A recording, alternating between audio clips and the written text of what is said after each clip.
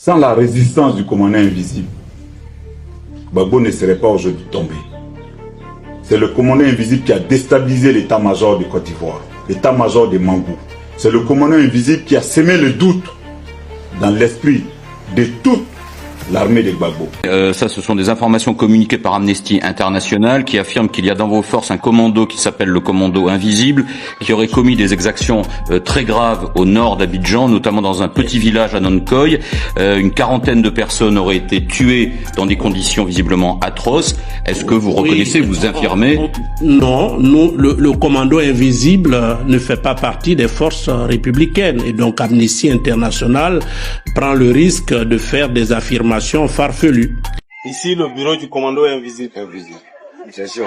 C'est ici, au fait, tout se réglait.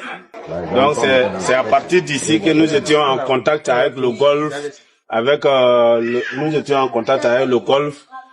les autres combattants. Vous affirmez que ces commandos invisibles, parce qu'il n'y en a pas eu qu'un, et dont on a dit ces derniers jours qu'ils avaient infiltré, en tout cas dans la population, qu'ils avaient, je dirais, neutralisé des poches de résistance fidèles à Laurent Gbagbo, vous affirmez que ces commandos invisibles n'existent pas, et s'ils existent, en tout cas, ils ne combattaient pas pour Alassane Ouattara?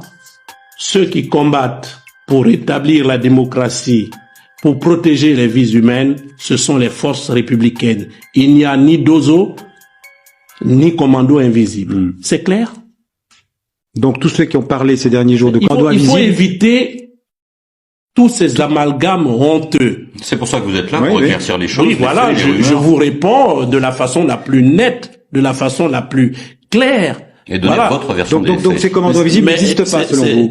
Mais vous avez vu partout que le commando invisible existe, mais les forces républicaines sont visibles. C'est ça la différence. Pour qu'il y ait assaut final, il faut qu'il y ait un début. C'est le commandant invisible qui a déstabilisé le commandement de Laurent Gbagbo et de son général Mangou.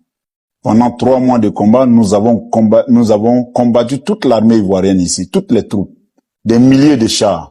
Écarté puis forcé à l'exil suite à des luttes de pouvoir au sein même de la rébellion, IB, cette fois, ne partira pas.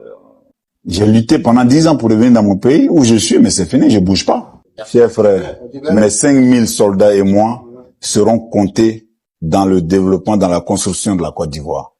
Je ne doute même pas. En ce qui concerne les communes de Yopougon et d'Abobo, il y a urgence à reprendre les choses en main impérativement. Monsieur le Président, ordonnez ce qu'il y a à faire. Je vous instruis.